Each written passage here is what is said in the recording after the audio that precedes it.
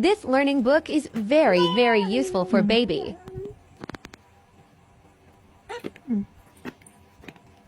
Okay, birds,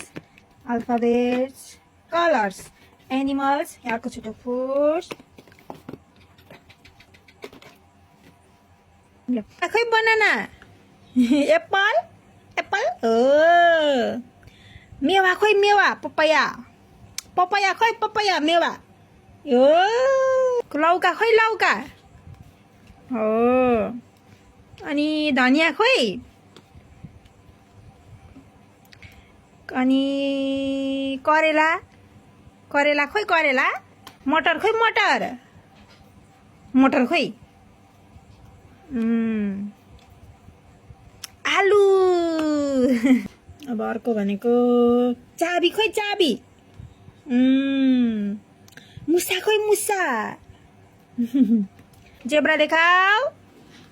हो अब कुन हेर्ने अब COW काउ काउ देखाऊ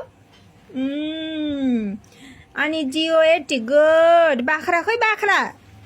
हो हाँस खोइ ककक अर्को पनि ककक अनि डग खोइ डग